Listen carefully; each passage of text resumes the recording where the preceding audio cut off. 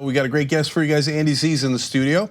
Good to have you with us again, Andy. Appreciate it. Thanks for having me. Andy's a spokesperson for Revolution Books, and he also does refusefascism.org.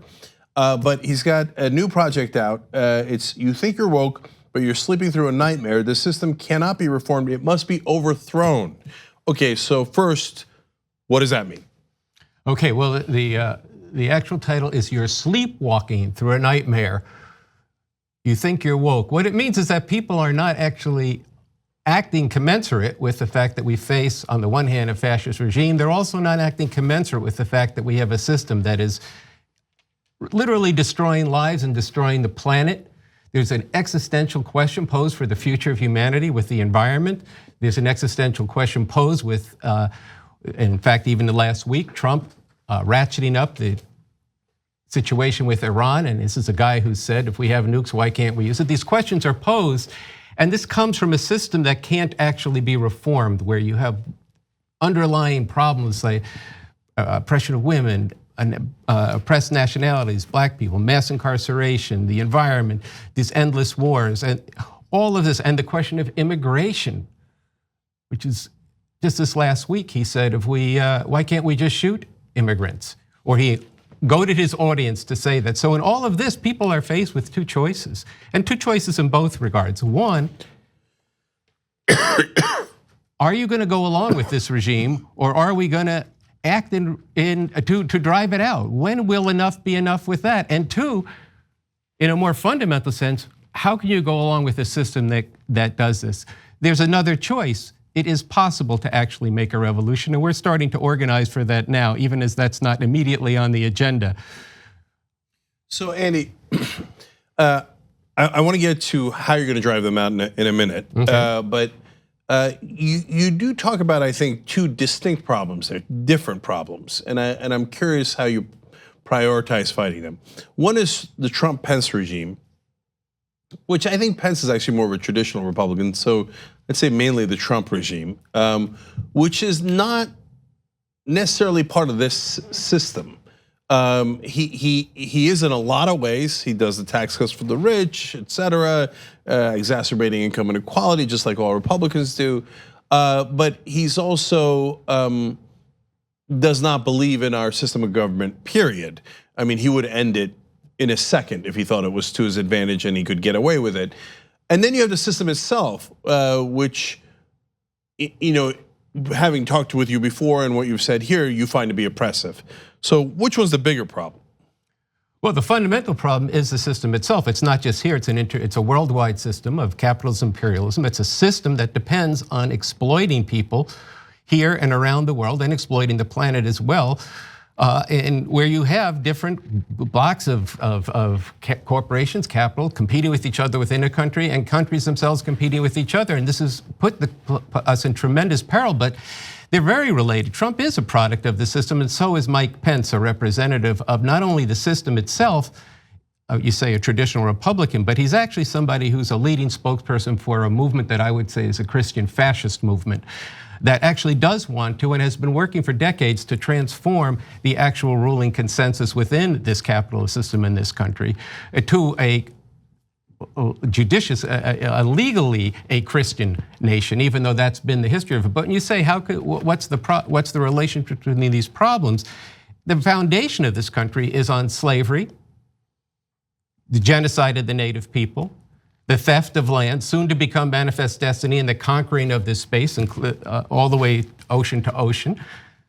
The theft of Mexico, and then going into the 20th century, they're beginning to colonize countries around the world. So it is a system of which Trump is one peculiar and particular product of, that is actually trying to remake the operating norms of this society. He's actually doing that and succeeding this, and this is something that Pence himself is part of and is doing. That's the grand alliance between them. And so we face a fascist regime that's in the process of trying to consolidate fascism. But then there's the system itself that gave rise to this. But Andy, so then wouldn't you want to depose George W. Bush and Ronald Reagan and arguably Bill Clinton, maybe even Barack Obama? So since they are all advocates of this system, and fairly enthusiastically so. So is there a distinction there? Well, look, yeah, I would have liked to have seen a revolution years ago. Otherwise, when I started a revolution, I didn't have gray. I didn't start a revolution. When I got involved, I didn't have gray hair. I had hair all around to my back out of the 1960s, and met or heard a speech by and read the works of Bob Avakian, a revolutionary leader, and said, okay, there's actually, not only do I dislike what the US is doing in relationship to black people, Puerto Rican people, the island of Puerto Rico, what's also doing in Vietnam, and the whole culture of the madmen society I grew up in, but there's actually a way out of it. So yeah, I think we need a revolution. We've needed a revolution for a long time. That's a big and a tall order in a country like this, but now we actually do have a strategy to do that. We have a vision of a new society and a constitution for a new socialist republic.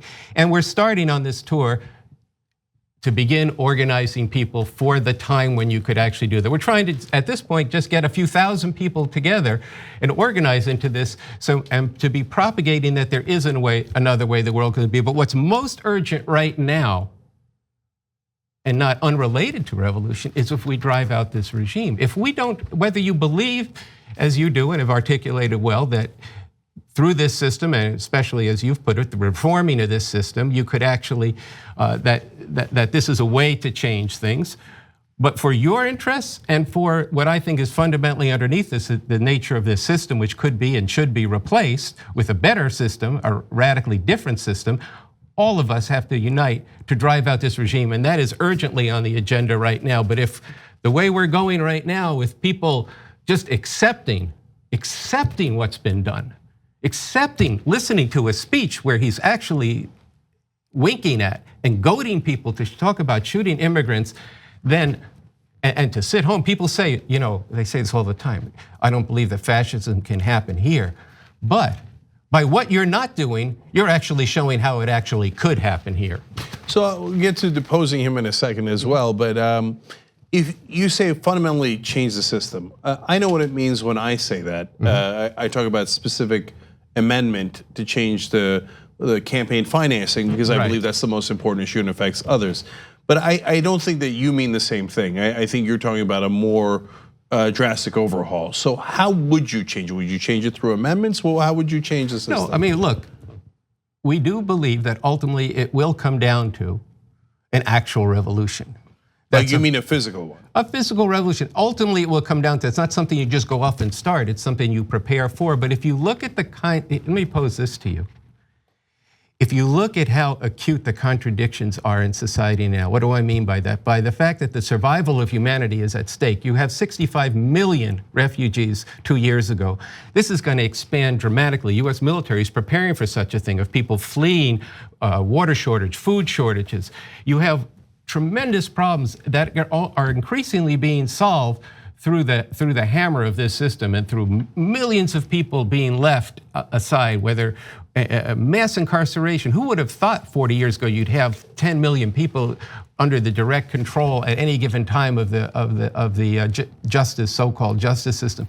These contradictions could create the kind of crisis where people will be in a different situation, where the kinds of beginning sharp contradictions you see in the Senate right now, in the Congress right now, at the top of the ruling class, they'll become so acute that they don't get resolved easily, where reforms will not have worked, where people can't live in the old way. Then there will be a possibility of revolution if there's a force that's been organized. We're preparing now for that time, which I don't know when that's going to come, but we're also working on it. So look, of course, we have a different point of view. So I hope my reforms work, so we don't have to get to your revolution. Okay. But if you had your physical revolution, which look, we've talked about it before, I don't support. Okay. Okay, what do you replace the Constitution? Do you replace the Constitution, and what do you replace it with? Yeah, we have a far better Constitution. It is this Constitution for a new socialist republic in North America, which would offer people far more extensive rights than anything you have under this Constitution. Here's just one example from that Constitution. Under the kind of economy you would have then, an economy not for profit, that one of the three principles of the economy would be that every economic initiative taken, every productive capacity developed would have to be sustainable ecologically. You can't put that under capitalism, because under capitalism, such things as the environment and pollution are externalities to the calculations of profit at the corporate level, or even at the calculations. I actually think I can put it in capitalism. That's the cost of their product, so they should pay the cost of their product. And so, but we don't make them because we have crony capitalism. But before we run out of time, how are you going to depose Trump? Well, we think that I think for sure what needs to be done is that we have to get organized in such a way that thousands of people begin to take to the streets in cities around the country in protests that are not just a one-day thing, go home, make your statement, but are sustained protests that might begin first every week, and they would grow. Ultimately, millions of people, day after day, night after night, in nonviolent, sustained protest with one single demand, which is that the Trump-Pence regime must go. They both must go. And this is not some outrageous idea that nobody could ever think of. They did it in South Korea 2 years ago, Algeria last year, Armenia. This is all over the world, people are doing this, but it's only in America where people have been so deluded and misled, and particularly by the Democratic Party, who doesn't see and won't recognize what's actually happening. So you have a Nancy Pelosi saying Trump's not worth it. Well, it might not be worth it to her to impeach Trump. But to the people who are on the border, it's definitely worth it that people get organized to do this. So this is something that we think is both possible, doable, it's absolutely necessary. We should be, Cenk and Andy Z should be standing shoulder to shoulder in that. We can have an argument, which needs to be a big societal argument, between reform and revolution. Which would be a better future? Which is necessary? Why won't one solve the problem? Or in your case, your argument with me is that what I'm doing might make it worse. Let's have that argument. I'd love to come back and continue that. I like you fist up on that one. Okay. It's time to knuckle up. So look, the establishment thinks that I'm radical left. No. Andy's radical left. Okay. I'm just trying to reform the system so we can get back to democracy.